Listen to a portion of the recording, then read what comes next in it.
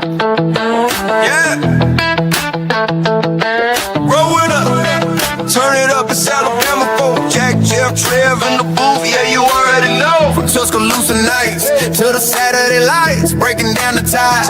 Every wrong, every right. Got the insight, fire, and the Bama pride. When the Crimson's on the line, we alone for the ride. Bama voices on the call. We gon' break it all down. Roll it up. From the rumble in the trenches to the kings of the crown. Roll it up. Yeah, the tide runs deep and the show runs strong. Jack, Jeff, Trev, keep it rolling all season long. Every snap, every play, every headline drop. If it's Bama on the field, you know we never stop. Fast take, big stakes, Tide talk all day. Alabama by CFB, we don't play. Christian spirit in the air, let the good times flow. Times flow. Roll it up. Only one place to be when you love.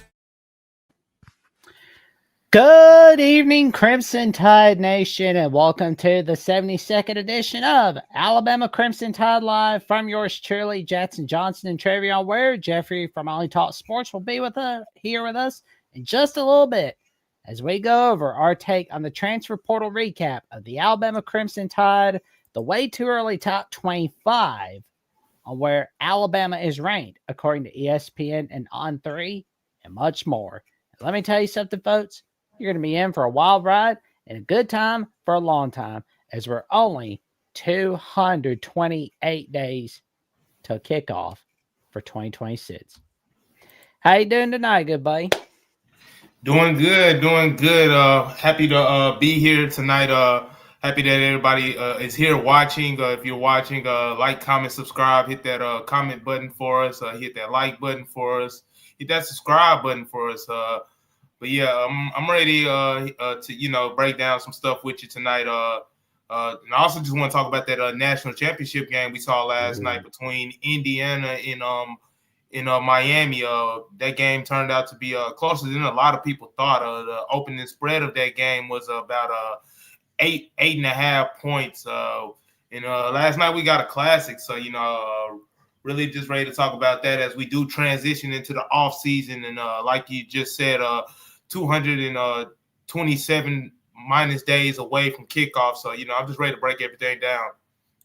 Yeah, I mean, like that national championship from last night between Miami and Indiana, that was outstanding, especially that touchdown on 4th and 5 from Fernando Mendoza. If there was any doubt as to whether he deserved the Heisman, well, he left no doubt. He left no corner unturned after that. Like it was just amazing.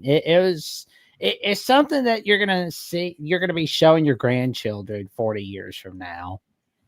Yeah, that play was definitely electric. I didn't know Mendoza had that in his bag, to be honest with you. But they don't give that Heisman Trophy away for nothing. So I was definitely just excited to see, having no dog in the fight, just watching kind of as a fan, just enjoying the game and stuff like that. So I was just happy to see a good game be played. We saw Indiana over the past this playoff run, didn't just steamroll through everybody, steamrolling through Alabama, steamrolling through Oregon and stuff like that. So I was just happy to see a good game. The Canes did show what they were about last night and stuff like that. Unfortunately, it didn't materialize for Miami, but it was good to see two Saban boys definitely go at it. Two Saban disciples and Coach Cignetti and Coach Mario Cristobal go at it. And we definitely got a classic last night. So I was just happy to see. Oh, man, it was fun. And I think we can definitely use that game to kind of transition to Alabama in 2026. And, we're only 228 days away from kickoff. And in your eyes, Trevion, how close are we to contending in year 3 under Kalen DeBoer? Honestly, that's a great question. I mean, when you look at the success that Coach Cignetti had in his second year, having one of the arguably greatest college football turnaround program stories in history, and seeing the timeline that Cignetti is on in the period of time that he's done it, and of course, all eyes going to flip to Kalen DeBoer, talking about what can he do in Alabama to get them closer. Honestly, it's a good measuring stick to see. Obviously, I can't say they are. I got to be honest. I can't say they're that close because I mean we saw Alabama up against the defending champs and stuff like that. I mean we saw Alabama up against Indiana and we saw how that went. But I just couldn't help but think back last night. Just looking at 3 of the last 4 champions have gone through Alabama. They have faced Alabama and they have beaten Alabama en route to winning the championship. And, you know, that gives me hope that they are somewhat close. But, you know, just seeing Indiana and Alabama on the same football field earlier this month, I mean, I have to be honest, there is a lot of work to be done. I mean, Kellen DeBoer and staff have made a lot of ground with this transfer portal, a class that they have brought in. Of course, they missed on some big names like Hollywood Smothers and Cam Coleman, but they did rebound nicely by, you know, attacking the areas of need, which we have been covering over these past couple of days and weeks. You know, just addressing that defensive line, getting bigger bodies up front in that defensive line to, you know, kind of offset some of the losses that they lost in the defensive line through the transfer portal and stuff like that in NFL draft and things like that. And we saw a rehaul of this offensive line and things of that nature. So to answer your question, I mean, I'll have to wait and see. I mean, I don't want to give Alabama fans I don't want to sound like a negative Nancy over here, but I don't want to lie to them either. I mean, there's still a lot of work to be done. I mean, can Kellen DeBoer cover a lot of ground? Yes, that's what the transfer portal is for. That's what the offseason is for. That's what, you know, building a new team is for. So, I mean, this is the time now where you build your team up and stuff like that. So, but I think Kellen DeBoer has a clear map on what needs to be done. I mean, we saw what Alabama lacked last year, and we saw what basically won the game last night, and that was the battle of the trenches. And I continue to bring that up. That's why Miami had they were able to overcome those 10-point deficits that they had in the game. That was why Indiana was able to give have 2 running backs go over 60 yards last night. I think they had over 140 yards rushing last night. And then that was why Mendoza was able to, yes, he did end the game with negative yards rushing, but, you know, the time when they needed their offensive line to get tough up front, they were able to get tough up front. And that's something that Alabama's going to have to do moving forward. So, I mean, I'm hoping that Kalen DeBoer and staff sat back and watched that game and really gave themselves an honest assessment because this year 3 that Kevin DeBoer is going into, he's now going to be compared by Cignetti. I mean, Cignetti, like I said, he went to Indiana with nothing and he turned them into something real quick. Like last year, he got him to the college football playoffs. Kellen DeBoer did not. This year, Kellen DeBoer got him to the college football playoffs as well with Indiana, but still the same. Indiana was on a different level, and we saw that on New Year's Day at the Rose Bowl. So, you know, I'm just hoping that Kellen DeBoer and staff can use that game as a measuring stick and really be honest with themselves as they move into this offseason. I mean, last week was a good week in the transfer portal with all the bodies that they picked up front, which we'll be discussing later in the show, but still the same. You got to be honest with yourself. So, to be honest, there's a lot of work to be done. When I answer that question about how far or close Alabama is to competing for a national championship. But like I said, the 3 of the last 4 champions have come through Alabama. They have had to beat the Crimson Tide en route to get into the championship. In 2022, Georgia beat them in the national championship. 2023, Michigan beat them at the Rose Bowl before going on to win a national championship. Obviously, 2004, no playoff appearance. 2025, we just saw what happened with Indiana beating them in the Rose Bowl and steamrolling their way to a championship almost. So it's a lot of work to be done on Kevin DeBoer's part. So I'm ready to see what they're going to do. I mean, it's put up a shut up now. It's year 3. So what's up? What's up, DeBoer? We're going to have to see. Yeah, 2026, we got to make sure that Alabama's going to have to really make sure the trenches are working. You know, they got to make sure the offensive line is looking really good and the defensive line is looking really good because that's key to having a great season. Yeah, most definitely. I mean, like I said, you're not gonna go nowhere with no offensive line.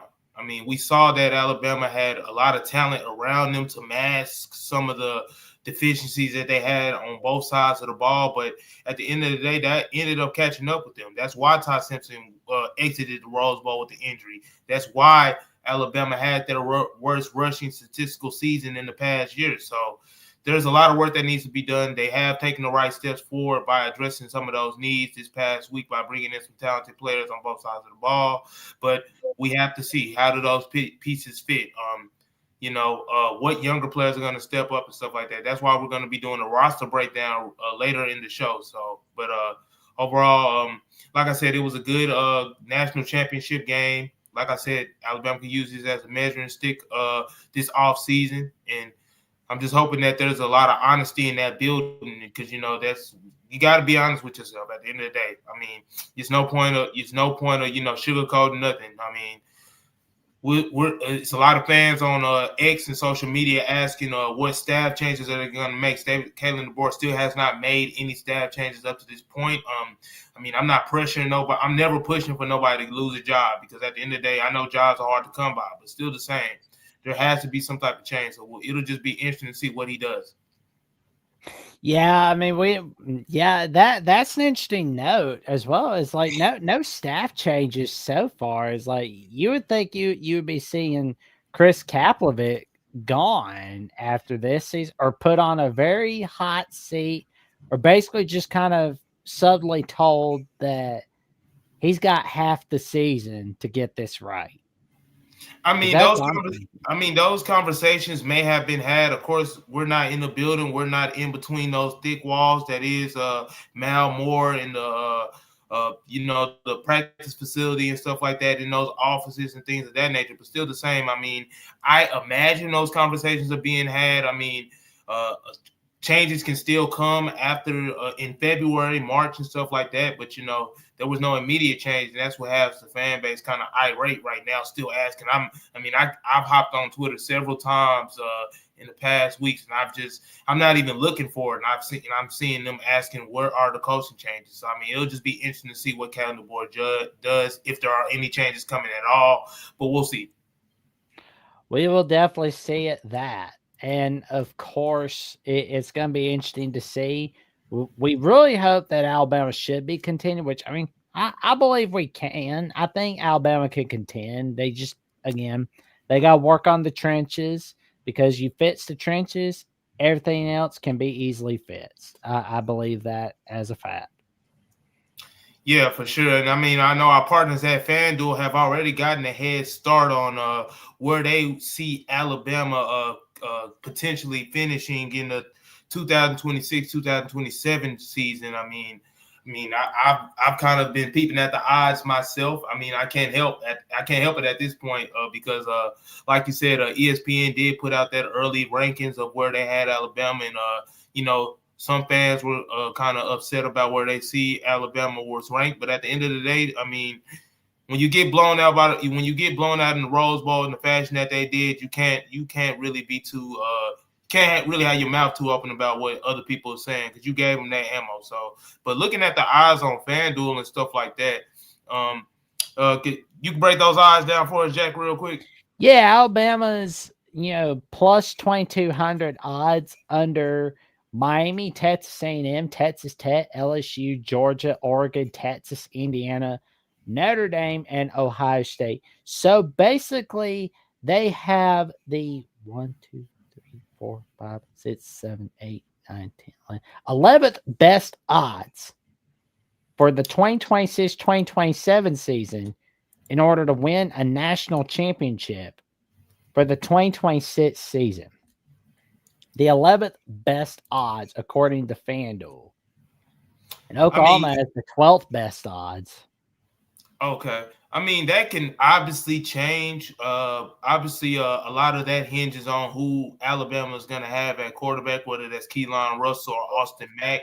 And it's also going to hinge on how Alabama fills out the rest of this roster. Right now, I believe they had about 86 players on the roster, but you still need about 104 to 108 players, and they're still under that threshold. So a lot of that can change with who they bring in through in the second signing day, high school signing day in February. A lot of that can change with if they can pick some of these rosters from Indiana and Miami, and see if they can add some quality players and stuff like that, or whoever else is out there on the market that they can add. So a lot can still change, but I believe those odds are fair. Just being honest, like I said, I can't really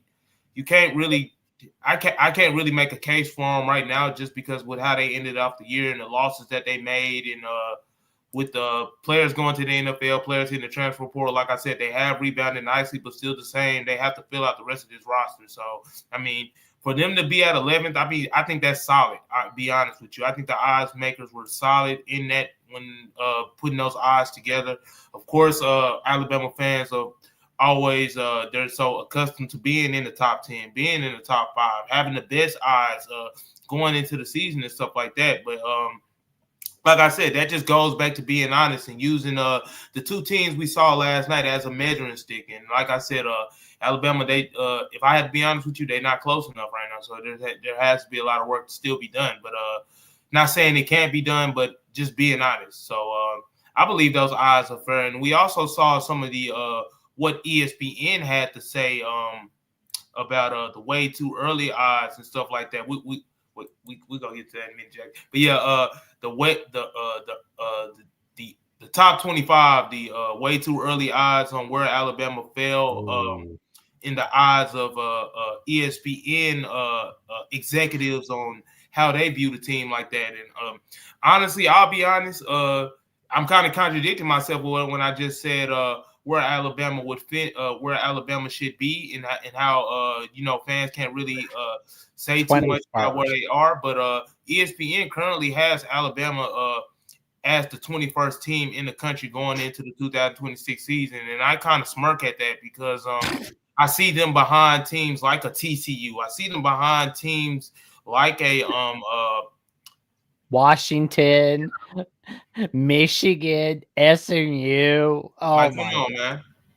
Huh? Come on, man. Half them teams didn't make the college football playoffs, and Alabama actually won the game. And Alabama actually won a game, and they have them behind teams like the Louisville Cardinals. I mean, yes, some USC? of those. I mean, USC is returning a talented quarterback, and Maavila. I forgot how to say his name. How you say his name? Maavila. Maavila. Yeah, they are returning talented quarterbacks, and some of those teams ahead of them, and with Alabama still having questions at their quarterbacks position. I mean, it'll just be interesting to see how that situation ranks out. But that's that's the lowest I've seen Alabama ranked. I mean, I've only been covering Alabama since spring 2024, so I'm going on my third season here, but still the same. That's the lowest I've seen them ranked. So I mean, Kalen DeBoer can use above Alabama. It is what it is, man. It is what it is. You gotta look at some of these rosters and what they're returning and stuff like that. And so like I said, I mean, even though I don't agree with it, just like I said earlier, fans cannot be upset with how the country is viewing Alabama and stuff like that, because like I said, the losses and the way they ended the season, but still the same, a lot can change. But it's really two ways Kalen DeBoer can go about this. I mean, obviously, a lot of the normal reaction is to use it as fuel and stuff like that. But some coaches can you can pay attention to it. You cannot pay attention to it, or you can just try to chase or exceed those expectations. And sometimes you lose sight of the goal trying to prove other people wrong. So I'm just hoping Kalen DeBoer uses a mix of all those things that I just said, and uses it as fuel to the fire in 2026, because this is going to be a very pivotal year for Kalen DeBoer. Like I said, Coach Ignetti with Indiana winning last night, that kind of that kind of just sped up the that kind of just shortened the patience of the Alabama fan base, I would believe, because Cignetti and DeBoer coming in at their respective programs in 2024, and Cignetti getting it done in Bloomington of all places. I mean, like I said, that's why I can do nothing but tip my hat to Cignetti. But in the same sentence, in the same breath, I look at Kalen DeBoer now. I'm just like, man, what you got for us, man? I mean, that's the honest truth. What you got? I mean, it's year 3, so we'll have to just see. Like I said, but those are my honest opinions on how I view it. I mean, a lot can change, like I said, with naming the quarterback, and we were just getting to that. We saw we saw obviously some of the early Heisman odds in the quarterback race in college football, and Alabama has two quarterbacks that can potentially make a Heisman push. I mean, if you don't believe me, you can check out on FanDuel. FanDuel today, they put out the top. I think it was the top 15 Heisman odds, and two Alabama quarterbacks were on that list. And those two Alabama quarterbacks I'm talking about are Keelan Russell and Austin Mack. They are tied 19th in best odds for 2026 in the preseason, and they're only below. Man, they are tied 19th. That's wow. It was pretty cool though, because you and I were talking about this before the show. We talked about Austin Mack being at plus 5,000 for the FanDuel odds. But then minutes before we get started, we find Keelan Russell is on that list as well. Yeah,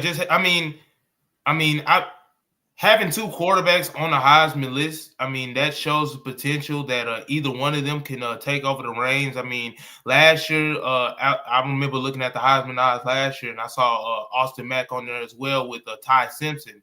And Ty Simpson did play like a Heisman quarterback at the start of the season, and all the way probably up to like week 8 or 9 before, the deficiencies of this roster started catching up with them, with the weakness being the offensive line, and that started to take a toll on his body, and he wasn't the same player in the second half of the season. And I mean, I believe he'll tell you that himself. He wasn't the same player, but still the same. With Keelan Russell and Austin Mack both having the same odds, smack dead at plus 500. I mean, it'll just be interesting to see how this quarterback battle plays out. But I believe both quarterbacks, I mean, have that in them.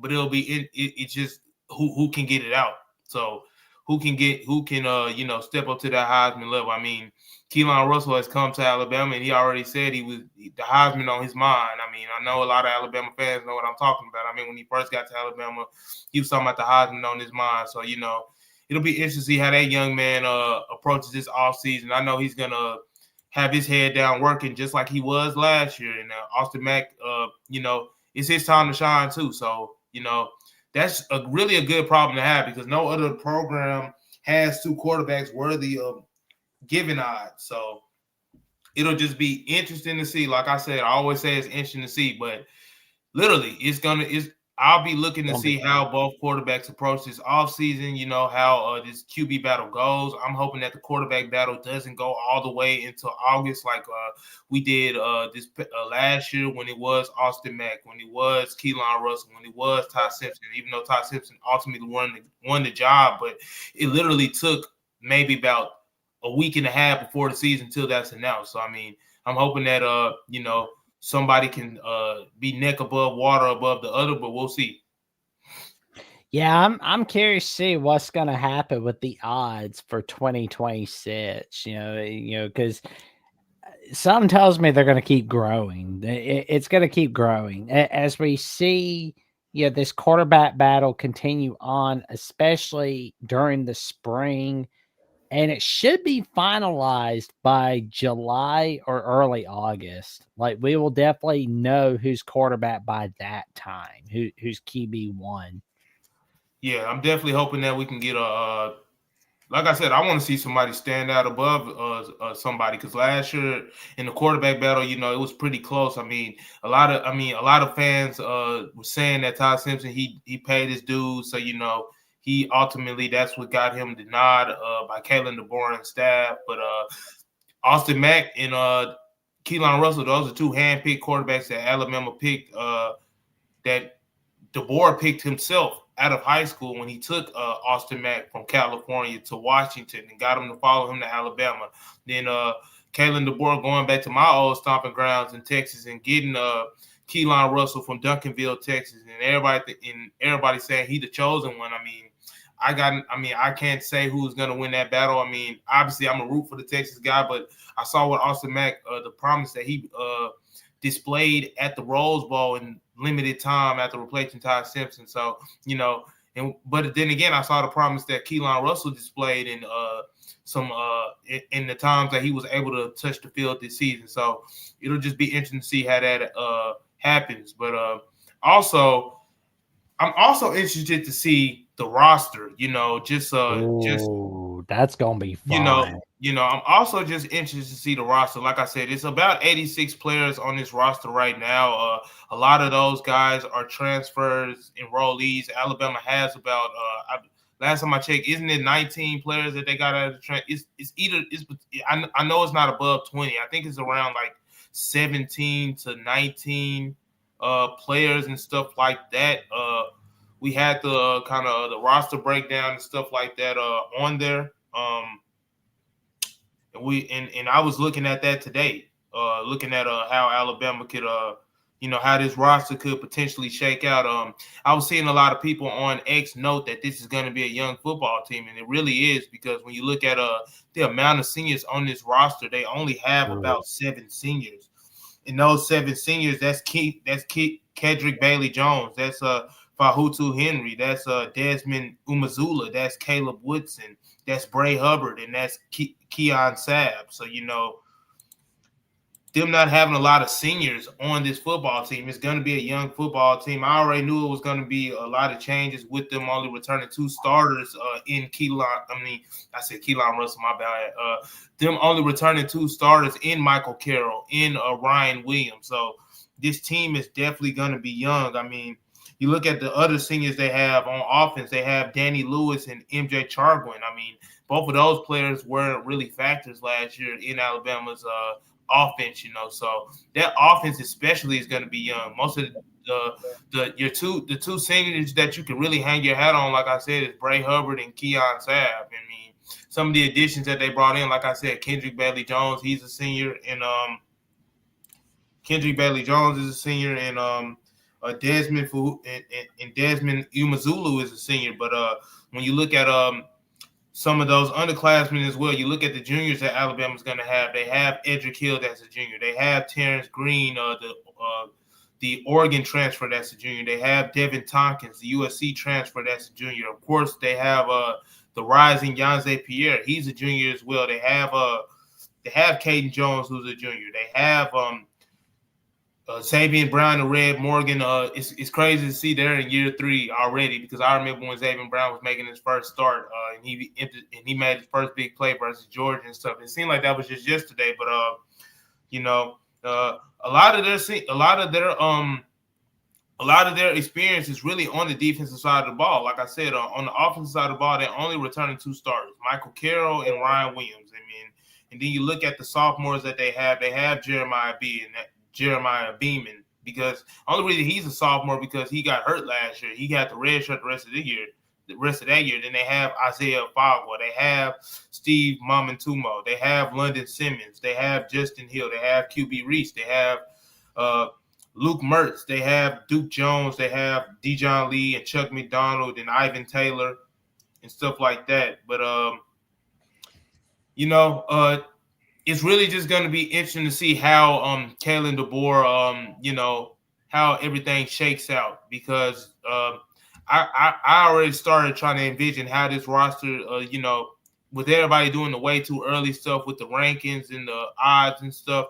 I've already started to trying to envision how this roster is going to look in 2026 with the how this team could shake out, what the starters are going to be on both sides of the ball,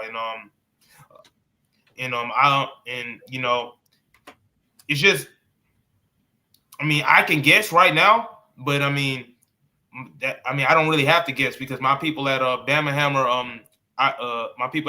kind of broke it down and stuff like that. Jackson, if you can go to that real quick.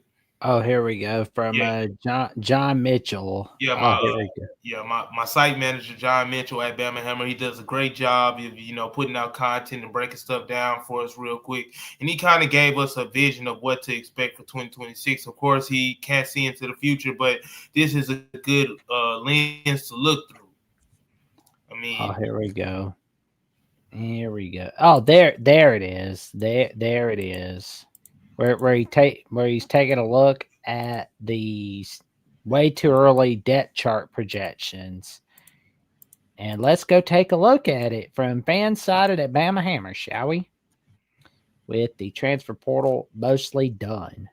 Here we go. There he is. He's got the QB room is all set. Yeah, he's got the QB room via John Mitchell, like I said, on FanSided at the Bama Hammer at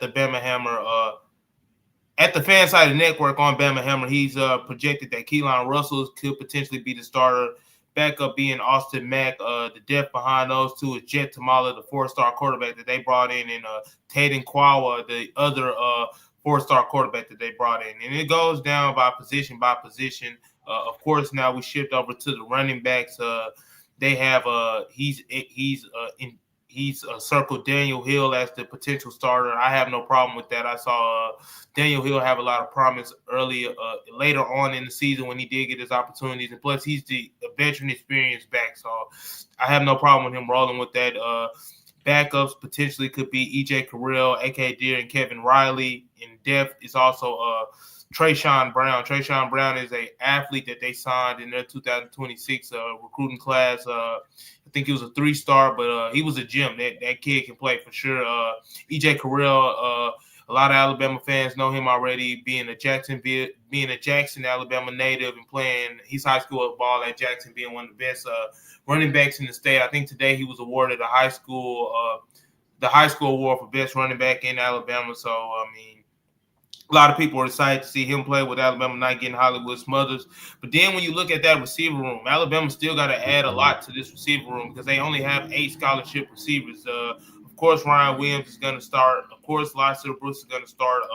Noah Rogers, the NC State wide receiver that they brought in this past month, he's scheduled to start. Rico Scott should get a lot of run. Derek Morgan and Derek Meadows and Sedarian Morgan should get a lot of run, especially with them both being bigger receivers. Derek Meadows being 6'5" and Sedarian Morgan being 6'5" himself. He's a freshman, but I believe definitely he's going to be called upon early. In the depth there is MJ Chargwin, fan favorite that Alabama, Kellen DeBoer rewarded with a scholarship after he entered the transfer portal. And, that kid, he worked hard and stuff, so I have no problem with him being rewarded with that. MJ Mathis, that's a 2026. That's the second 2026 receiver that they signed in their receiving class. At first, it was Sedarian Morgan. He was the only receiver on that class. So, getting MJ Mathis, that's definitely going to help with some depth.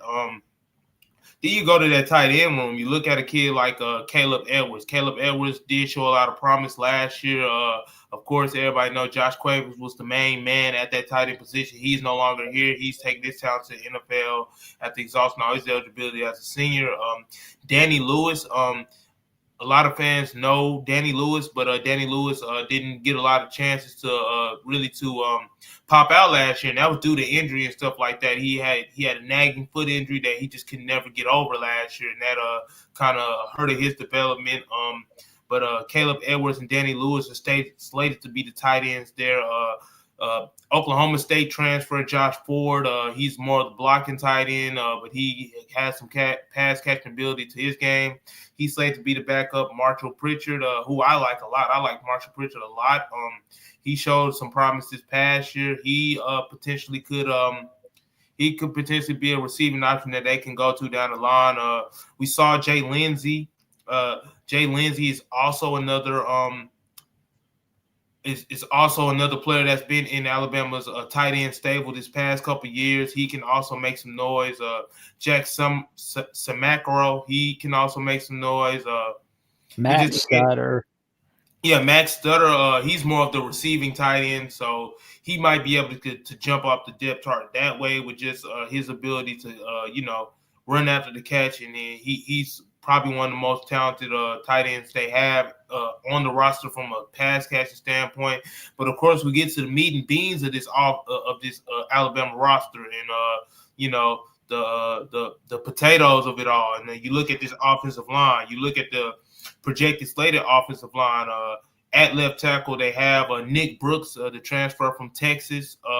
He could potentially be slated to start just with his size, with him being, I think he was about 6'7.5", 350 pounds. He's one of the bigger linemen that they have up front. So that his size is probably what's going to get him there. Of course, he's talented, of course, but he brings Alabama. He provides Alabama with some size. And then you look at Jackson Lloyd, another player that they brought in from their 2020-25 class. He was counted upon at some times this past year, and he was able to step up and do some things as Alabama rotated up front.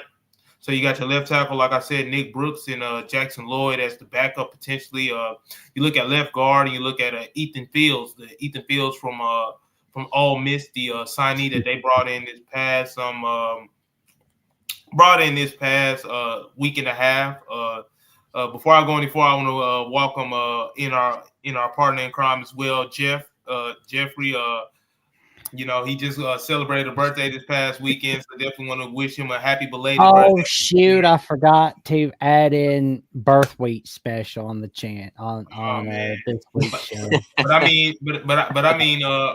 mean, before we go any further, Jeffrey already got his birthday present last night when he saw those Hoosiers get that first national championship. I don't think you can ask for nothing better than that. I want me a natty for my birthday. My birthday in February, but I can't get one, so Jeffrey already got his wish in the way. So we want to welcome him to the show as well. I appreciate that, Travion. Appreciate it, Jackson. I am old enough to be able to drive pit snipe. I am able to drive. But yeah, I mean, I've seen our beloved Crimson Tide win some, national championships in my day before my birthday. But now that we've got a 12-team playoff, this thing it's somehow after my birthday. So it's like you got my birthday the day before Indiana wins it all. I'm still just completely blown away that Indiana went 16-0, that they're national champions. It is completely surreal, and it can be done. Now, from our perspective with Alabama, I even wrote this on X last night. Take a page from the playbook. Alabama right now, unfortunately, we're kind of a little lost. I don't know what you guys have talked about earlier. Sorry, I was late, by the way. But just to me, the effort, intensity, and the desire to win that I saw from Indiana and from Curt Cignetti's team this year, I don't know if even if Cignetti can replicate that. I don't even know. I mean, that they wanted to win. And they were flawless. I mean, you think about it. Indiana did not have a fumble since the first week of the season. They didn't make mistakes. They were surgical. They were locked in. We were not like that this year. Alabama made mistakes. We were inconsistent. We didn't look like half the time we were engaged. Maybe some of the players were like, we praised Bray Hubbard a lot, but enough of the guys were not locked in. Enough of the guys were just not playing well enough, hard enough. That's what's got to change. I saw a comment earlier. Was it from Godfather saying that we need a athletic director who has Alabama history, understand what this script A means. I mean, you talk about Indiana, their athletic director, Scott Dolson, he was with, Indiana back in the 80s. Like he cares. He hasn't seen Indiana win anything since their basketball team won a championship in 87. It's like, to me, like Alabama needs to get back to the will and desire and the care to want to be able to win at the highest level. You let that slip, you can start dangerously lowering your standards. I mean, like I said, I've said tons of times on here, we're not the next Clemson, but we're not trending in the right direction. I mean, when you've got way too early polls saying we're barely in the top 20, that's not good. That's not. You think about it. Georgia is in the top 5. What have they done to deserve to be ranked in the top 5? I don't know. What have they done? They haven't done anything. They made the playoffs, but they lost in their first game. But Georgia still is like, well, okay, tons of talent. It's Kirby, all that kind. Alabama's falling right now, and we're losing key guys that we could get in the portal. We're struggling right now. The staff's got to lock in, and they got to bring in guys. Maybe they're not the highest rated guys, but they're guys that want to win. Kind of like that one player we got from Mississippi State that said he wanted to play. Those are the type guys we need. Bagley Jones, yeah. Yes, we need guys like that, and hopefully that can turn the tide and we'll be better next year. But I definitely am intrigued to talk some more of what we got the rest of the show. I don't know if you guys already talked about the top 25. I just threw that in there. Like, yeah, we're not ranked very highly in these way too early. Oh yeah, We talked a little bit about ESPN, but we'll talk a little bit later on about where some people at On Three, where Brett McMurphy at On Three has Alabama ranked. But I'm sorry, Jackson, to cut you off. Just getting back to I'm pretty sure the fans were wanting to see Jeffrey, we were going over the projections of Alabama. This is a way too early depth chart. You see, they putting out way too early stuff, and my people at Bama Hammer did a way too early a depth chart by position and stuff like that. And we were just at the meat and potatoes of the thing, talking about that offensive line and stuff like that. So, and that's something that a lot of fans are going to be very critical of this past year with the struggles and the inconsistencies that they had up front. And like I said, they had Nick, the offensive line. They had Nick Brooks slated to start the new offensive lineman that they got from Texas. He's about 6'7" and a half, 349 pounds. The backup there is Jackson Lloyd, who's already in the program going to his second year. Looking at that left guard spot, they have Ethan Fields from Mississippi, who just transferred in for Alabama. He has a lot of experience. I think he started 16 to 19 games with the Rebels in his time in Oxford. So, that's a natural fit for him, just having the experience, and Alabama lacking experience up front. They could definitely slide Ethan Fields in there. The backup there to Ethan Fields would be Will Sanders. Obviously, Alabama's going to have to replace going to have a new center after losing Parker Brailsford to the NFL draft, but they I'm excited about the addition of Racing Delegati. We've already talked about him several times in the past. Oh man, that was fun talking about him this weekend. Yeah, just with only one sack he's allowed at Cal Poly. He's a smart guy, man. I tell you what. Yeah, and I know a lot of fans will probably say, well, that's Cal Poly, that's FCS ball and stuff like that. But I mean, production is production. I mean, those are the type of guys Cignetti had in Indiana. Like, I know they don't always pan out, but if a guy produces at a lower school, there is a good chance that it can translate to a bigger school. Not always, but it can work. It's a lot of times you go after the potential, and these days, like, you can't go after potential because they're going to transfer. I mean, like, people have trashed Indiana for having one of the most experienced rosters. And it's like, what's so bad about that? If the rule is going to allow players to play 5 and 6 years of college football, why not go after those guys when they're in their 5th and 6th year, when they're at their peak of football? If Alabama just keeps going after 5-star guys in the high school recruiting, which we need to continue to do. But if that's all we do, then after a year or two, 75% of those guys are entering the portal. It's like you have to bring guys in when they're in their 4th, 5th, and 6th year, because they're at their peak of what they're going to be as a college player. That's just that's the rules now. That's the way it is. And Alabama needs to gain more experience, especially at the lines of scrimmage. Yeah, you can have skilled players like Jeremiah Smith and Ron Williams that are young and they can contribute immediately. But on the lines of scrimmage, you don't want a lot of freshmen and sophomores starting these days, especially when so many teams have 6-year guys on the defensive line. Yeah, and especially when, like I said, you bringing in a new quarterback, man. You got to have some type of experience in front of that new quarterback, whether that's Austin Mack or Keelan Russell, because that stabilizes things when they are not playing at their best. So that's another thing that Alabama's going to focus on. That they should be, focusing on getting the most experience up front for both of those quarterbacks to have the best chance to be successful. But finishing that breakdown of the roster and things of that nature, we last left off at the offensive line. We were talking about give me a second. I'm trying to pull it up.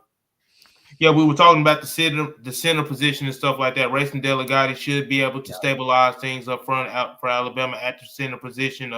If not, they got Caden Strayhorn, who is also kind of he played sparingly at Michigan. He's kind of inexperienced as well in a way, but the kid is talented. But that's why a Racing Delegati is probably slated to be the starter just with his experience and stuff like that. But if not, you got Caden Strayhorn, who could also snap the ball. He has some center in his background as well. Will Sanders also has some center in his background as well. So Alabama can depend on the versatility of Will Sanders, potentially giving them depth. But going to that right guard position, Caden Strayhorn, like I just said, he has some versatility. He doesn't win out at the center position in the camp battle and stuff like that. You can slide Caden Strayhorn over to a right guard, and his backup would probably be Casey Poe. Casey Poe is another player who's been in the program and stuff like that. So that provides him with depth. Obviously, at right tackle, you got the returning starter, Michael Carroll. He's one of 2 returning starters, as I continue to note. Him and Ryan Williams are the only 2 returning starters on that Alabama offense. So literally, it's going to be a whole new look on offense. But then you look at the backup to that, that's Tay Haywood. And then you just look at the overall depth. They have Mal Weldrep. They have Tyrell Miller. They have Chris Booker. They have Jared Dowdy. They have Bryson Cooley. And they have Brett Farewell. So, just looking at things on the offensive side of the ball, like I said, it's going to be a whole new look offense. Whether we like it or not, literally, it's everything going to be new on offense, basically, outside of Ryan Williams and Michael Carroll. But I'm trying to hurry up. Every team in college football these days. I mean, you can't keep your roster. You used to just be the draft. Now it's the portal. So you're basically having to rebuild every year, unfortunately. So it's not like we're in terrible shape. It's just there's a lot of question marks, especially with our lack of experience at QB and other positions. Some of the guys bringing in, will they translate? I think that's where the uncertainty lies. But at least some of these guys that you've listed, at least for O-line, have, like the Cal Poly guy, he's got the production, and then someone like Strayhorn, you really need him to hit. He really needs to be good. Yeah, but I feel like I did enough talking, so I'm gonna let Jackson, you break down the defensive side of the ball, and I can get some stuff like that about what I think, because that's gonna be interesting to me, especially at that bandit position and at the at just the defensive line with the bodies that they bring in. They seem to be bringing in heavier bodies and stuff like that. Tim Keenan was the only he was obviously a fan favorite, but he was the most productive player, and he was probably the heaviest player that they had at that position. And I believe Tim Keenan was probably like 325, but they brought in a guy like Devin Tompkins and Terrence Desmond. Oh yeah, Desmond Zulu on that front. That's got to be awesome seeing him. Yeah. But they seem to be bringing in heavier guys and stuff. But like I said, I'm gonna let you break down just this defensive line and stuff. You can break it down for us. Oh yeah, so we got for defensive tackle, we're gonna have London Simmons. That it's gonna be great having him back. Kamarion Johnson, we've done some videos on him on Alabama with the Voice of College Football, especially when he committed for the 2026 class. He is coming soon, of course, but he is going to be behind the backups, sitting behind Edric Hill or Isaiah Vega. And we've got Terrence Green. We talked about him over the weekend, as a matter of fact, along with Ethan Fields. We talked a little bit about him. He's going to be the starter. He's a transfer from Oregon, and Jeremiah Beeman is sitting behind him at nose tackle. And we've got Kedrick Bingley Jones from Mississippi State sitting in the depth. Steve Bamoa is sitting behind everybody in the nose tackle on defense. So that's who we've got. And as John Mitchell says, that we've got a lot of combinations that could work on the defensive line, which is going to be exciting for Kane Womack. There's so much depth and interchangeable parts. Terrence Green should strictly be a nose, but the other 2 projected starters could play multiple positions. Based on Alabama's portal additions, USC transfer Devin Tompkins is likely going to play bandit, as at least on early downs as a run defender. He could shift inside the defensive tackle in obvious pass situations, allowing Alabama to get another pass rusher on the field. That's likely to be South Carolina transfer Desmond Umazulu, though Fatua Henry should have a role this season too. London Simmons played a lot of nose for Alabama this season. We'll see snaps there again in 2026, but he's probably going to be the starter defensive tackle, replacing James Smith. Simmons could slide to nose during passing downs to putting him and Tompkins on the interior with Yahtzee Pierre and Umazulu on the edges. That's some pass rushing prowess for four-man rushes. Alabama has quite a bit of quality depth on the interior. Jeremiah Beeman was going to play a major role prior to the ACL tear. Mississippi State transfer Kedrick Bingley Jones has played a lot of snaps in his career, and we definitely should see Steve Bamoa next year because according to John Mitchell, he's going to be a breakout candidate. And here is the linebacker lineup. So here's who we got. We got Yahtzee Pierre, Justin Hill at the backup, Jamarian Latham in the depth, and Xavier Griffin, who's part of that 2026 class. We will see Xavier Griffin at some point in the Cupcake games. That's when I expect to see him or when we expect to see him for the 2026 season.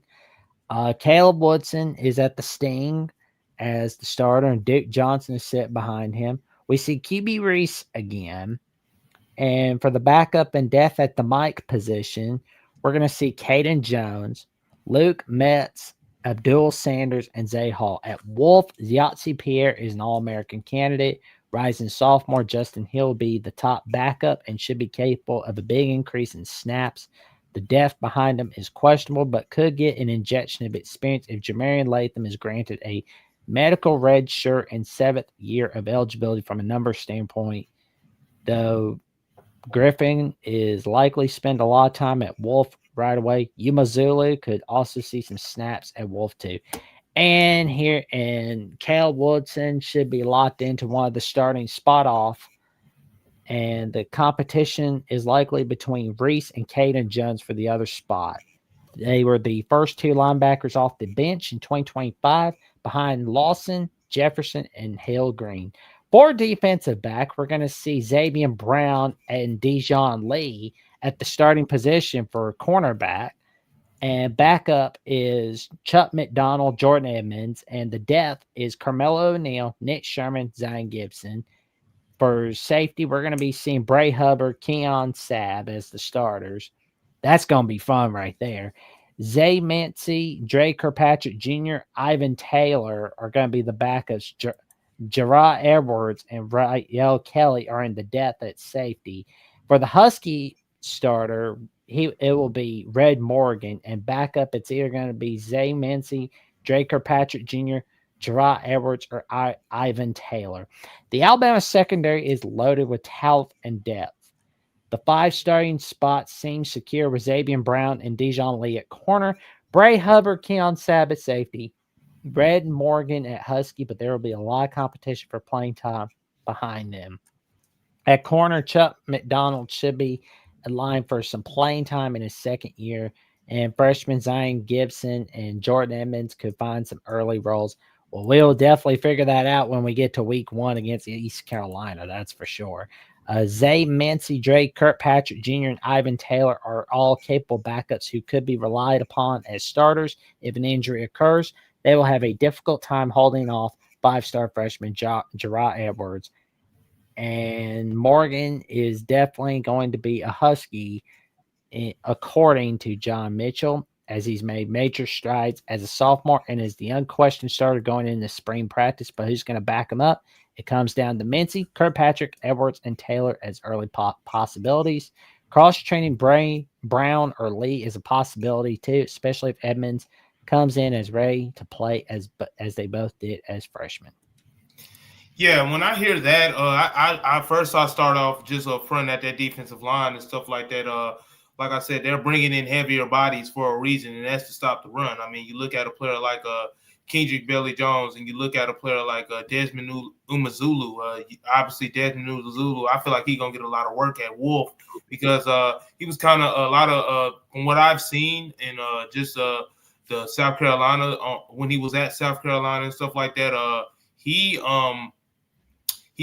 a hard – I mean, he got on the field, due to his size and stuff, but he was kind of stuck behind South Carolina star edge rusher Dylan Sweat and stuff like that. So if he wants, and Dylan Sweat is a pass rusher, and if Desmond Nulazulu wants, to get some playing time, Wolf might be the best way to go. I mean, obviously, Alabama has their some guys that are probably going to be projected ahead of him, but with his size and stuff, you got to put him on the field. Desmond Ulazulu is 6'6", and he's about 250 pounds almost. So you got to put him in there. But I like what they're doing up front on that defensive line. When you look at players like a Terrence Green, when you look at players like a Devin Tompkins from USC and stuff like that. Those are two heavier guys. The heaviest guy on Alabama's defensive line last year was Tim Keenan. I think he was about 325. Devin Tompkins like almost 330, 340. Terrence Green is he's closer to 340 as well. So I like what they're doing, bringing in some of those heavier guys up front to stop to kind of collapse the pocket and stuff like that. Kendrick Belly-Jones definitely fits that mold as well, being a heavier guy. I think he's probably going to be the heaviest guy on the defensive line. I'm not sure. But the defensive line, I like the direction of that, and I like the vision that they're striving for there.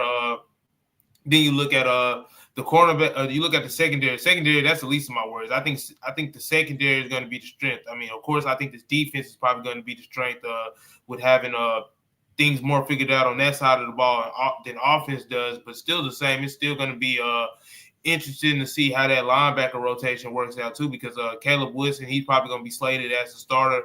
But then when you think about a young guy like Xavier Griffin and stuff like that, who they signed in that 2026 recruiting class out of high school, I mean, I've been seeing some people kind of compare him to Jahai Campbell just in terms of just like his quickness and being able to cover sideline to sideline. And they have some of the same build. Xavier Griffin being about 6'2", 235 pounds. So it'll be interesting to see how they can get him on the field. But overall, I definitely think the defense is going to be the strength of this team. But I mean, it's still a lot to be figured out. I'm gonna turn it over to you guys, see what y'all have to say about it. But yeah. What do you think, Jeffrey? I mean, I don't think that the moves they've made on defense are bad at all. I think that getting bigger guys is good on the defensive line. I mean, that can't hurt. I know that some teams have had success with smaller defensive linemen. I mean, a lot of Indiana's defensive linemen were not big and they won it all just now. And I know it's annoying to keep going back to them, but again, I really think that they're the blueprint for a lot of teams. Like you want to follow that, that what worked for them. They definitely again, that's go ahead. No, I'm sorry, Jeffrey. I was just saying they're definitely the measuring stick. I didn't mean to cut you off, man. No, you're good. It's just like it's not necessarily just like copy player for player, because you can't do that. You can't copy player for player. You're not going to get the same players. It's just not how it is. But necessarily getting really big guys on the defensive line is only going to work so hard if the defense, again, plays hard, but it's also about scheme. And we've seen at times like Alabama's scheme. I'm not saying like Womack is good. He is a good defensive coordinator, but sometimes the scheming in games has not been the greatest. You look at some teams like you're going to run it down your throat and you're only rushing 3. You got to have a lot more guys in the box, when a team is good on the ground. You've got to spot quarterback better. We had issues with certain teams like quarterback running down our throat, giving up tons of yards on the ground. If our secondary can be reliable enough, which I didn't even think our secondary was that bad this past year, then you can load up in the box more. You don't have to drop as many people in coverage. If you've got 5 receivers, then, or just 4 receivers and a tight end or a running back, then you can drop 5. And then, and 6 can come into the backfield. Like, you don't have to do that every play, but I feel like at times like Alabama only just would rush 3, and they didn't do that all the time. But it's just you want to confuse blitzes again. Indiana did that. There were times they didn't drop. They would drop 8 and only rush 3, but it was rare. You have to definitely do it to confuse the other team. I feel like more so Alabama's problems on defense, it was more so scheming, gap control on the D line versus the players that we had. I didn't think the players that we had were necessarily poor. I mean, they were very solid. I mean, a lot of the guys that we had on defense are going to be in the draft, and they're going to get drafted in a few months. It's not like they were poor. It's just, I don't know. I think it's a combination of, maybe more personnel that fits what you need in the SEC. Maybe we didn't have it at some positions. I think it is more actually schematics, though. They definitely have to do better in that department, and it is an effort issue as well. Because, clearly we saw at times when Alabama wanted to defend, they were really good. But there were also times where they just kind of quit. They quit in the Georgia game. It is partially an effort problem. I don't really have complete answers for the defense, but like someone said in chat, hardest part of DeBoer's job is the fan base thinks they're as smart as Saban. Well, no fan base is as smart as a whole as a Hall of Fame coach. That's just not the case. We know a lot,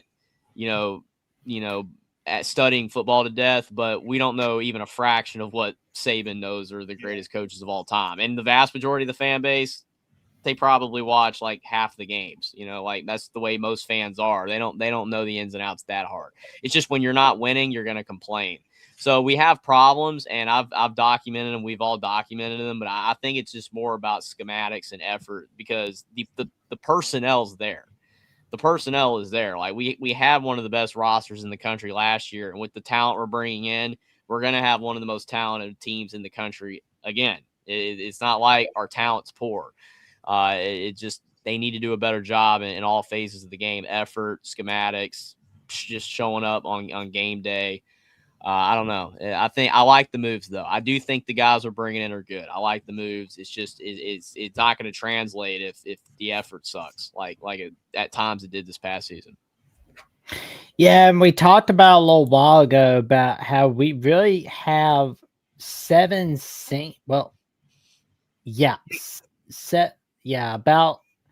7 to 8 seniors on the roster for 2026. And that's kind of just that's not looking good. Yeah, of course you don't need. Since Indiana last night with the way they won, and a lot of people saying that team, everybody calling Indiana old and stuff like that. Of course you want to have some veterans up on both sides of the ball like that. But with Alabama having 7 seniors, that's probably the lowest senior class I've seen. But still the same. To Jeffrey's point and stuff like that. Going back to that defensive line, they have players like. I feel like Tim Keenan was probably the only player that can really put his hand in the ground or stand up, from a 3 technique standpoint, put their hand on the ground or,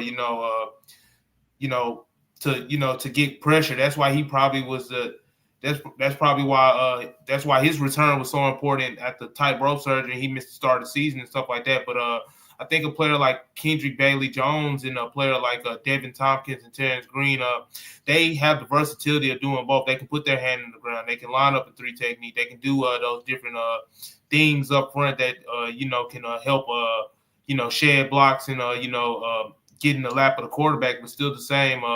It's definitely going to come down from an effort standpoint, how Coach Roach and Coach Womack can, develop some of these players and stuff like that, and especially with some of the players not being seniors in the youth of this roster. And I'm already saying that the defense is probably going to be the strength of the team again. Just with they just seem to have more things figured out, but still the same. It's definitely going to come down to just like from an effort standpoint, and of course, it's probably going to be a young player that exceeds expectations, but then it's going to be a player that doesn't reach expectations. So it's just going to be interesting to see how Kalen DeBoer, how Courtney Morgan, how how Kane Warmack, and just the coaching staff in general continue to fill up this roster, because right now they have about 86 players. You need about 104 to 108 players on your team, honestly. They still under roster limits. Of course, you can sign players in other ways in the transfer portal and stuff like that, but and then plus the high school signing day coming up and stuff like that, they can add there. But that's still youth and stuff like that, especially from the high school rank. And I know Alabama is trying to develop a lot of their players and stuff. I commend Kalen DeBoer for that, because a lot of coaches around the country are looking for quick fixes. They're not really caring about development. They want a proven player. I mean, I want proven players as well, but it'd just be interesting to see how they develop stuff. But yeah, what did you about to say, Jeff? Again, I agree with you 100%, and I'm for development. I love development, and my entire time watching college sports, my favorite type of players are the 4 to 5 year guys that improve every year at your school. And we've seen it so many times with just the great running backs we've had and the receivers. They came in as freshmen and they just improved and had great careers. Carolina basketball, I've seen it with so many players as well. It's just a great thing. That era is not now. It just is not, because every single time you're bringing in these freshmen, yeah, we're keeping a few of them, but the vast majority of them are hitting the portal after a year. So you can't develop guys that don't stay. It's a waste of time. It's a waste of effort. And I think that's a major problem. Like you saw Maryland coach Mike Loxley go all in on youth. He went all in on youth. He let some of his veterans go, including Roman Hemby to Indiana. And he went all in on Malik Washington and some other freshmen, and they went 4-8. And half those guys left in the portal. So he's going to get fired for that. And Kalen DeBoer, if he does the exact same thing, is going to get fired for that. This is not the era for development. I'm sorry, and it sucks for these young guys, because they're having it so much harder to get on the field, because so many of these teams, I mean, you think about it, you're getting guys like that Cal Poly guy that would have never probably sniffed the field at a big time school before the portal era. But now that you've got the portal era, and you can get players from any school. You can go to Division II like Trinidad Chambliss. You can go FCS. You can go Group of 5 route. You can get all these type of players, and a lot of these coaches are going for the production and the experience. It's really setting back these young guys, because some of these guys, they just got to get on the field. I mean, you're seeing so many 5-star quarterbacks like your Jaden Rashadas, even though the NIL situation screwed him up, and Malachi Nelson, and some of these other guys.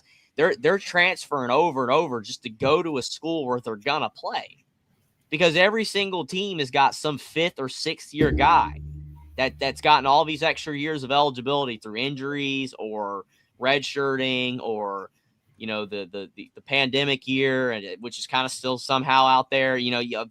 Back in 2020, 2021, you still got guys with that at the very tail end.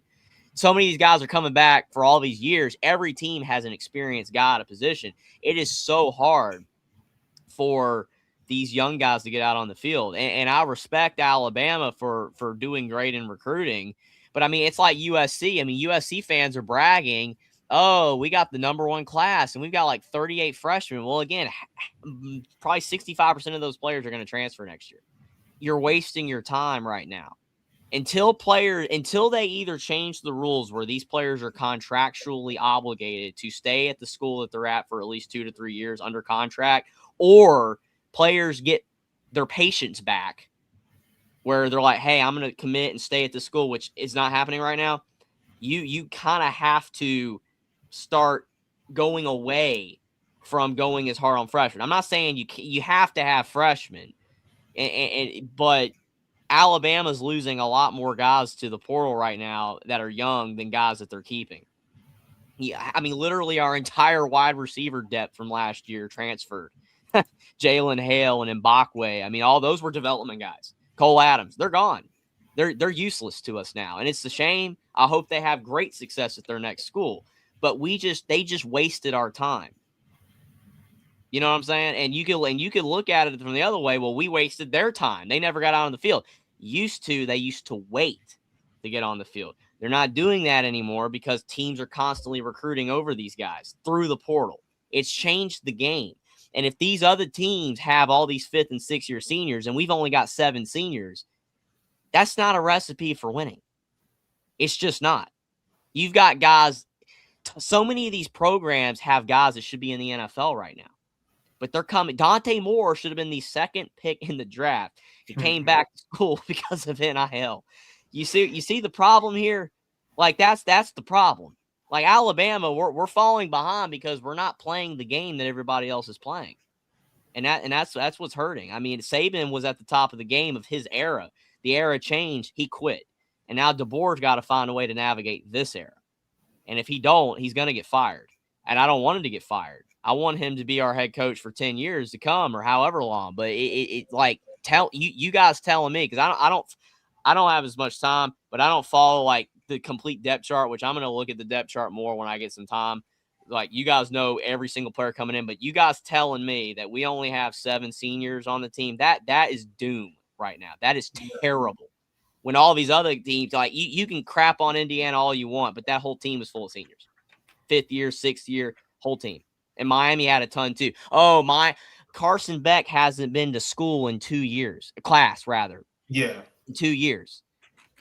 Okay, like, we made fun of mailman Stetson Bennett, but guess what? That's the guys that are winning right now in college football.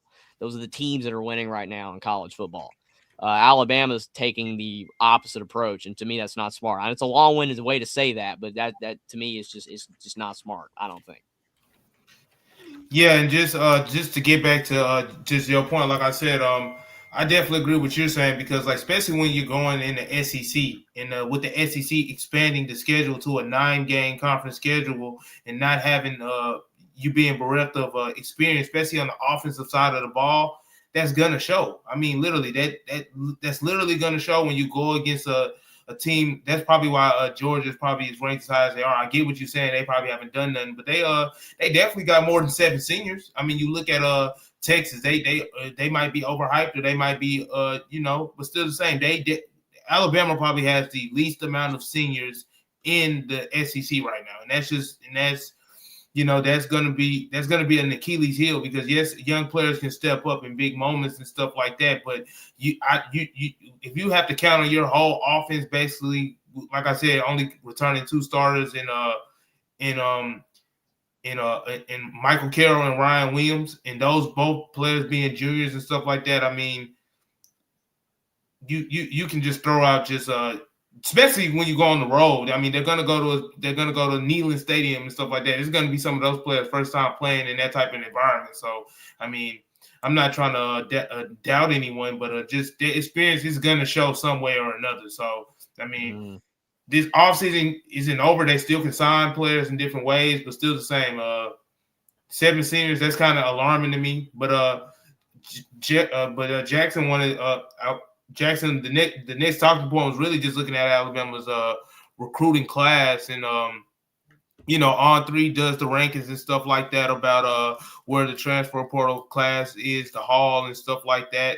But yeah, that's really where the next talking point is going, just with their class ranks and stuff like that. Yeah. Hey Jackson, if you pull up a Sweet Home Bama 24's comment here, this staying college ball 6-7 years got to stop. That's the problem. That is the issue. If it goes away, and you only have guys in college for 4 years and at a max 5 with the red shirt or a medical red shirt or just a regular red shirt or whatever, then what I'm saying doesn't matter anymore. That's why I'm saying this era. Unfortunately, college football has changed so much so rapidly that you have to adapt to it. That's why Dabo Swinney is getting cooked right now. That's why Clemson sucks. I'm sorry, but they suck. And we are trending in that direction, and it is scary, because a year ago I was like, no, we're not even close to Clemson. We're kind of getting close to Clemson, because we're not taking the approach. I just saw Indiana destroy everybody with a bunch of 3 stars. Okay, because they were experienced, they cared, they wanted to win, and they wanted to prove everybody wrong. There's that attitude, like Alabama trying to say, oh, well, we're the underdogs against Indiana. That didn't motivate them. That didn't do anything. They got destroyed. They got absolutely outclassed. And the funny thing is Alabama's got more guys that are going to be playing on Sundays for the next 10 years than Indiana, despite getting destroyed. It's broken. Like you've got this college football has changed so much in the last 5 years that I don't think people can actually comprehend how much it has changed. You just go back and watch it from 5 years ago. It's a completely different sport. It's not just about schematics or about, the thing is that when you've got these 6 and 7 year guys and they're all over the place, even 5th year guys, that gives teams an advantage. It does give them an advantage. And Alabama does have to play to that unless it goes away. If they get rid of the rules, if they rechange it back, then Alabama will be fine having a bunch of sophomores, because a 4-year guy is not that much further off than a 2nd or 3rd year guy, but a 6th or a 7th year guy is a whole lot smarter than a sophomore. They just are. True. I mean, that Indiana's players made no mistakes ever. They didn't screw up at all. Where we had Ryan Williams couldn't even catch a ball like at all this season. Is just not there, and there were a lot of examples of that. I mean, freaking Dejon Lee was catching the ball better. I don't know. It's just it's weird because I'm saying this not that I've really thought about this that much. It's just kind of dawning on me. Like, I keep reflecting on that team, that Indiana team that just won, and it's just the more I'm seeing it, I'm just like, okay, there's something there. Signetti's a great coach, and that staff's great, and those players played their what's off, but I think there's more to why they won. I really do. I think Alabama's not playing the game right now. Unless the rules change, Alabama's got to change to it, and if they don't, they're going to struggle to win. True. But yeah, but we just want to say thank you to some of the new viewers coming into tonight's edition of Alabama Crimson Tide Live. We Sweet Home Bama 24, and we got Godfather, the SEC, always giving out the support. Hit the like button, everyone. It helps the show out tremendously. Thank you. We appreciate that, Godfather. We appreciate your support. You pull up Steve's comment. I'm sorry. I'm kind of on this tangent right now. It's not just the age. I didn't say that. I said that the Signetti staff is insanely. They're great. All of them are fantastic. He's probably the best coach in college football right now, bar none. I like Kirby is fallen off somewhat. I think Signetti and them are at the top of their game.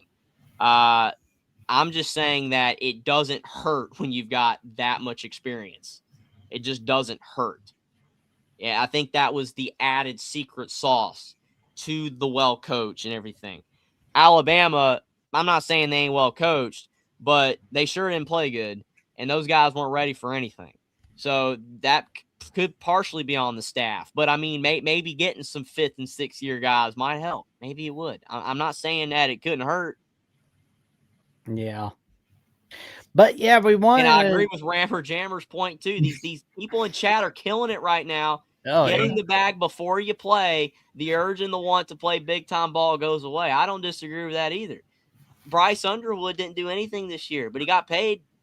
Got paid $3 million. Yeah, the chat going crazy. The chat is definitely hitting on a lot of key points. Oh man, they definitely saw that story about Duke's QB dealing with a lawsuit.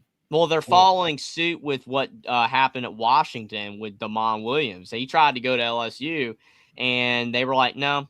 So I wonder if that's going to start happening now, where they're going to legally tie these players down to these contracts, or that they have supposedly signed or whatever. Because if Duke wins, then you're going to see more programs try to do this. And I wonder if they're going to try to do it for freshmen, where it's like, well, hey, Alabama just got this 5-star receiver. You're locked into a 3-year contract. You can't leave.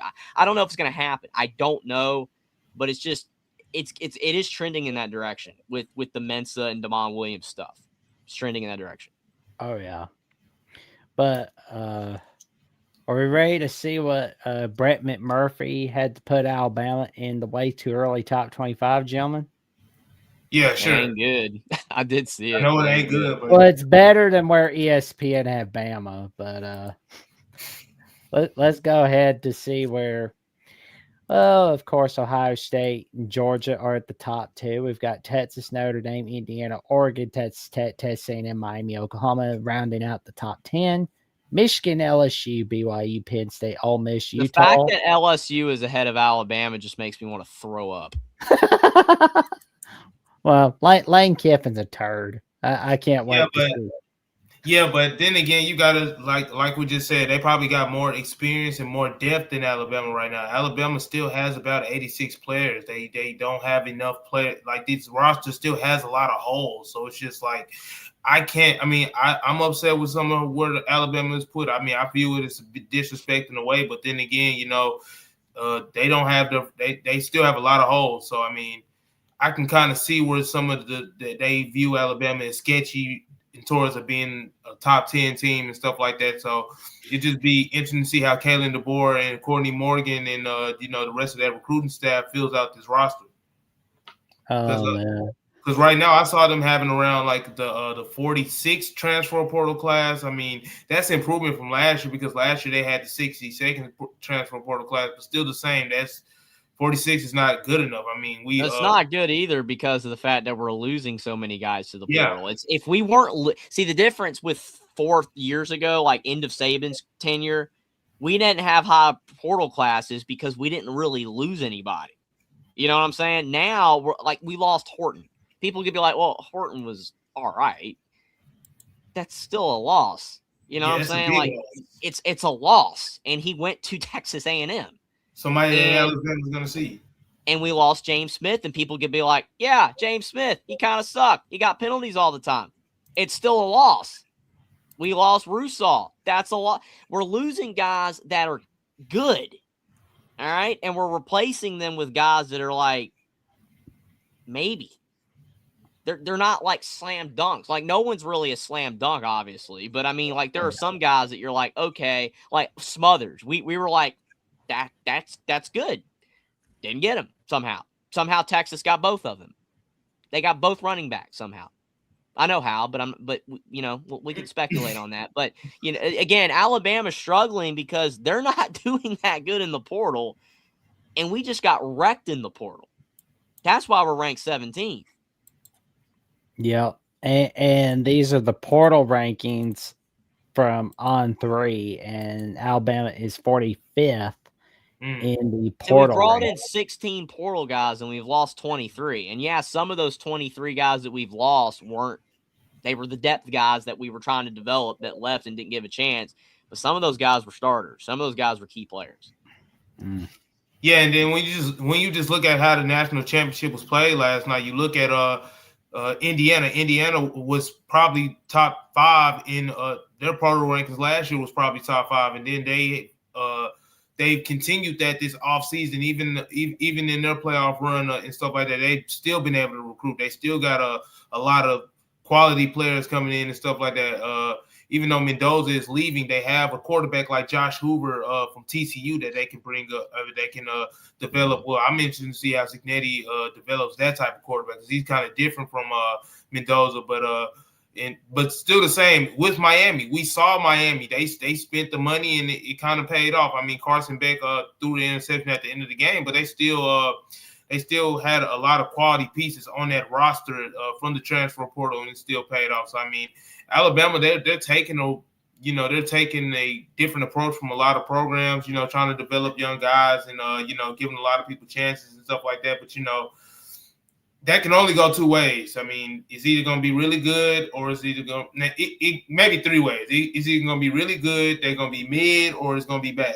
Like, it's only 3 ways to look at it. So, I mean, it'll just be interesting to see just how they continue to fill out that roster. But being the 45th class, that's, like I said, that's still a lot of improvement from last year. They was the 62nd class, but they didn't have 7 seniors. They had at least 15, 16 seniors on that team. So, that was they were able to, mitigate some of that them being the 62nd class. But you're not going to mitigate that with these young guys not all over the field, especially on offense. You're only returning 2 starters. I continue to bank on that because I know that that's going to be an issue at some point. The experience and only having 2 starters that's played against a team like Georgia, that's played against a team like Tennessee, that's even played against a team like Vanderbilt, like literally, like just teams like that, like literally you have to go into those hostile environments and stuff like that. I just don't view that as a good thing. I mean, I could be wrong. I mean, these guys could probably step up in an amazing way and stuff like that, but I wouldn't bank on it. So that's just where I'm at with it. But I definitely agree with what you're saying, Jeffrey, and I definitely just seeing what you pulled up, Jackson. I'll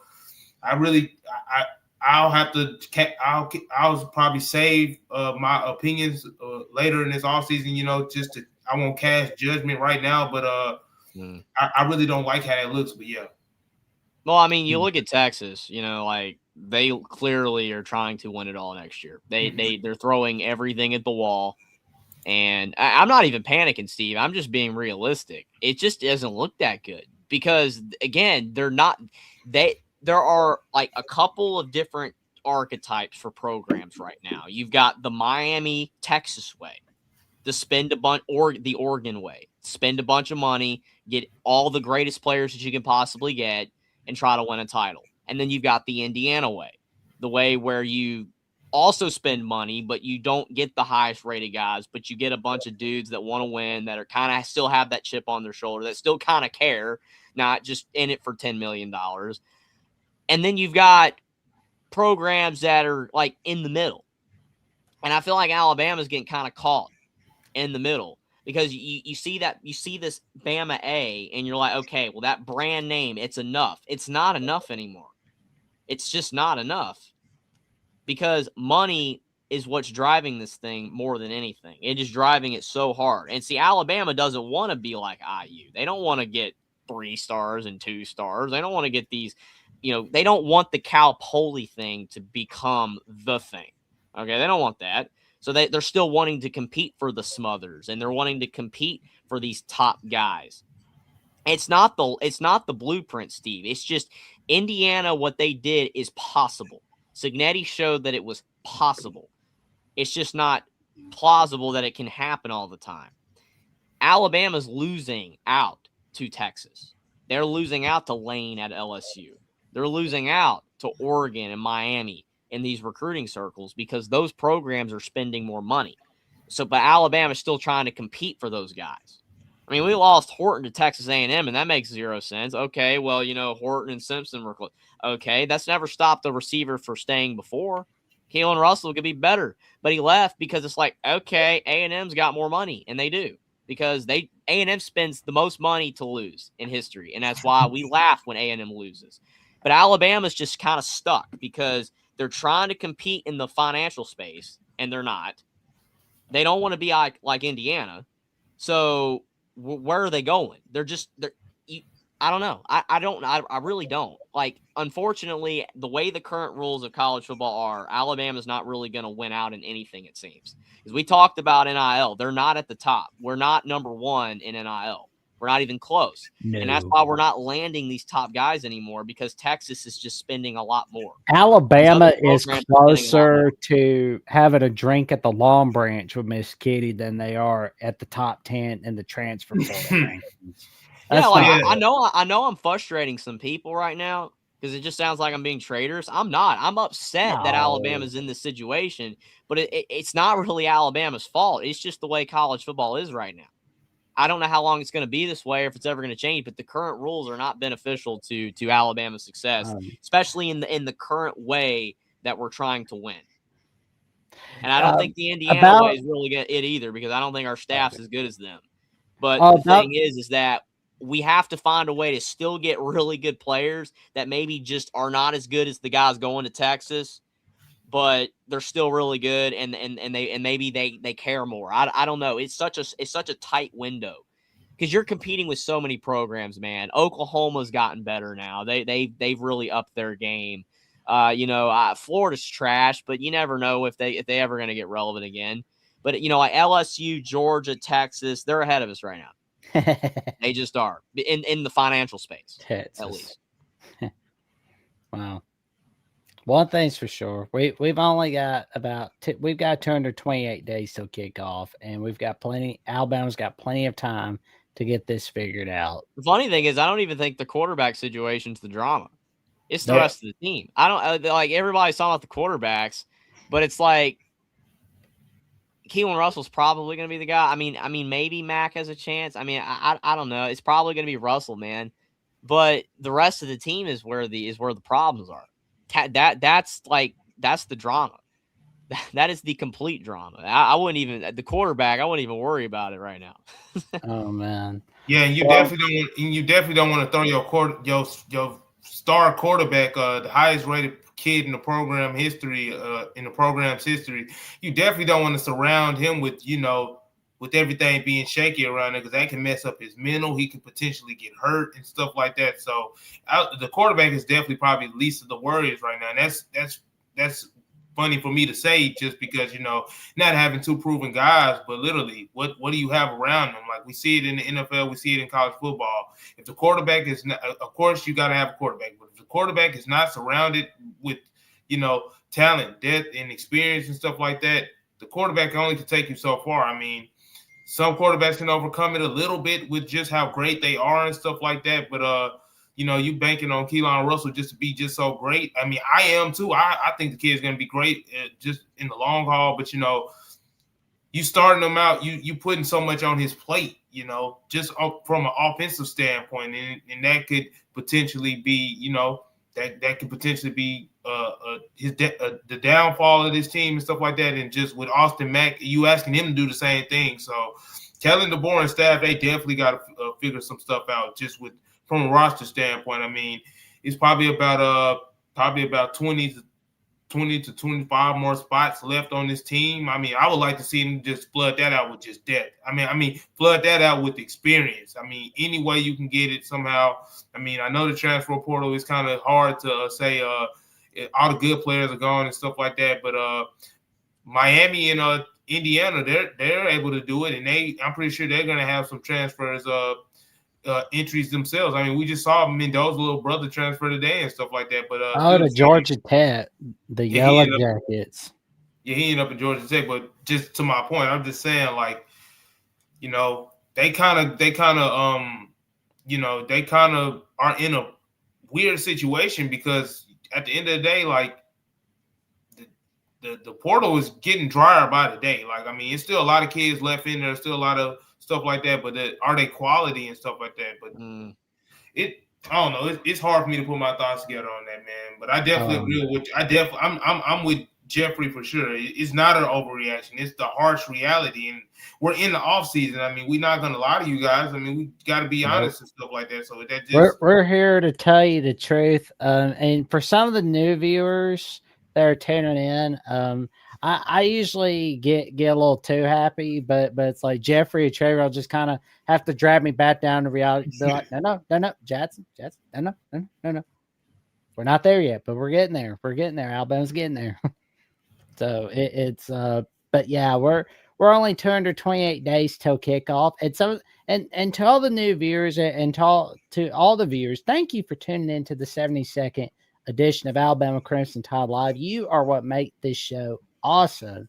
Thank you for tuning in to us. We're usually on at Mondays at 6 p.m. Central Time, 7 p.m. Eastern Time, but we moved the time down this week because of the national championship. We didn't want to get in competition with Indiana, Miami. We figured you want to tune into Indiana, Miami. Usually we also have Alabama Primetime Live, 6 p.m. Central Time, 7 p.m. Eastern Time on Tuesdays. And we have the Alabama Call-In Show, Jeffrey and myself, as we take your calls, 9 p.m. Central, 10 p.m. Eastern Time. And sometimes you see some shenanigans from a certain guy named the Diesel Freak. But that's always a fun one. Remember, he said that he was never going to give Indiana their flowers. He's never going to take them as a legit team unless they can beat Ohio State and win a national title. Well, I think that happened. Yeah, that's crazy that people are still that. It's crazy that people are still down Signetti. Our coach Nick Saban picked against them. Yeah, literally. It's crazy that it took the final interception of the final play of the season for everybody to finally accept that, hey, this Indiana team is good. I mean, even if they didn't win, they were good. yeah. Even if they didn't, yeah. But here we go. We got some merch, especially to get ready for Valentine's Day coming up in a few weeks from now, because we've got the hats, we've got the shirts, the sweatshirts. Oh my God, I need a sweatshirt so bad. I need one too, man. So y'all definitely want to tap in at the Alabama channel. Here we got everything you need, from the hats, the shirts, the cups, the coolers, the cup holders, coasters, stuff like that. It's definitely some gifts. Even if you don't have a Valentine, if you wanted to shop for yourself. I mean, I know I'm gonna be selfish as well, so you definitely want to tap in at what we got at the Voice of College Football at the Alabama channel. We definitely appreciate everybody for watching. Like, comment, subscribe. It's how we get the show going. It's how we continue to grow this community that is the Alabama channel. So we definitely appreciate that. I wanted to ask Jeffrey just about just about where they how far does he see Alabama from being a contender after watching after watching Indiana last night? Like how far are we? We had that conversation here earlier. I'm gonna probably let you take the cake on this last little piece of the show. We trying to get out of here before 10:10, you know. But what do you think about it? Because I was honest. I definitely it's some promise on this roster and stuff like that, but they're a long ways away from Indiana right now. Just being real, they're a long ways away from Miami. Just from literally experience standpoint, and then just the coaching. It's a lot of stuff, man. It's a lot of factors that go into that. But I'm gonna let you. I just want interested to hear your take, Jeff. Well, I mean, the thing that's interesting is like Indiana started the season last year ranked number 20, and they ended up winning it all. Now, obviously, they were ranked number 20 to start the year because no one believed that it's Indiana. You know, they had the 11-2 year. It was a fluke. They weren't all that stuff. So you can't really go off that. But I mean, like Alabama's ranked number 17, you know, in the On3 poll, and in other polls are not very high either. So they're on the very fringe of what it is like expected to be a team that can contend at this point, right? The problem is that a team like Alabama, with the pedigree that we have, the brand image that we have, and the major success that we've had, typically that gives you points, like in the preseason. That makes you automatically ranked higher. You're like how Georgia's ranked number 2 in so many people's polls, and I'm like, yeah, for what? But again, we're ranked number 17, you know, like 12, I think I saw in one poll, down to 20 almost. Like, it's not that good, and we're Alabama. So that shows you that the media doesn't believe in Alabama at all. And the only reason we're even ranked at all is because we're Alabama. So are we a contender as of right now with this roster? No. No, flat out no. I mean, unless somehow every single guy, like player of the 16 we've brought in, including Bingley Jones, and just everybody somehow hits. They all hit. If they're all good and they're great, maybe. But I don't think so. I mean, I don't think that we're like astronomically far off, like Clemson. But again, you know, I think the roster right now is worse than last year. Like I said, it's January 20th. I mean, we've got all off season to go, but I mean, like you had all American level players this past year that they were perceived to be that good. And I mean, Ron Williams, I guess, because he's back, but like he's gonna have to earn that status back. He's gonna have to earn it back. I don't think people coming into the season are really high on him.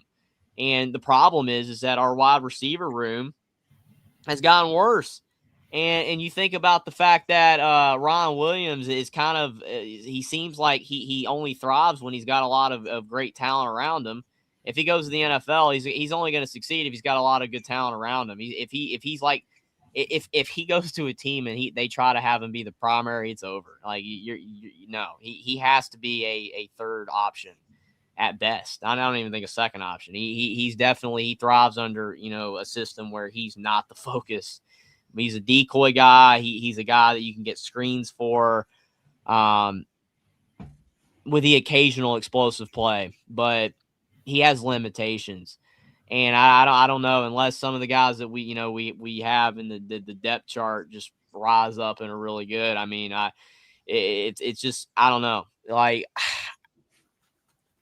again, basically every single player that we've brought in would just have to hit, and they'd have to be really good, like what Indiana's done the last 2 years, or what Florida State did the year of Travis.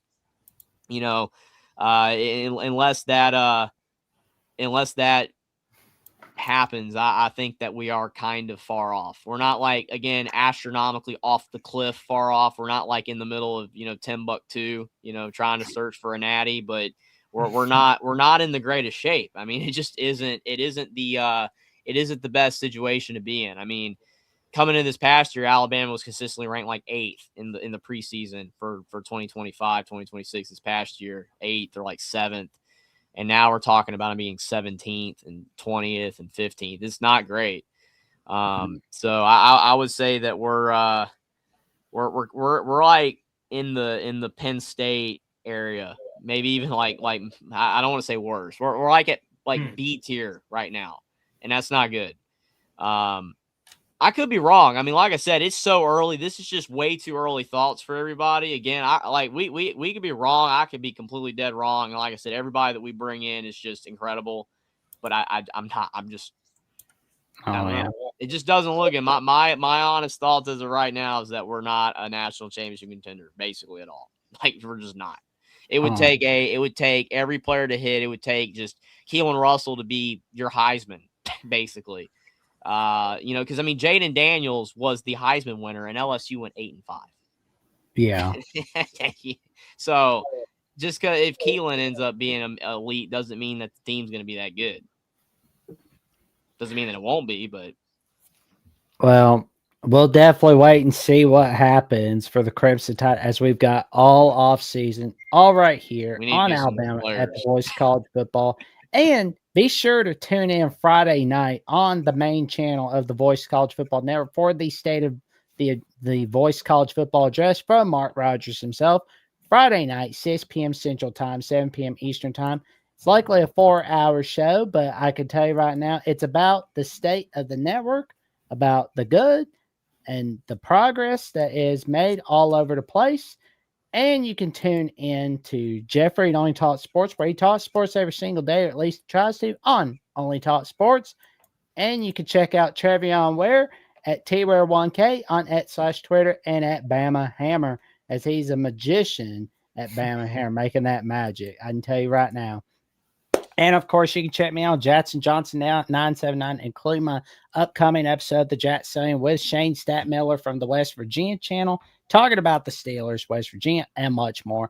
And for more updates, what I've got going on SEC at the Voice College Football, Alabama at the Voice College Football, and the Jackson, check me out on JacksonVCFB on @/Twitter and on Instagram, that's Jackson Johnson 543908.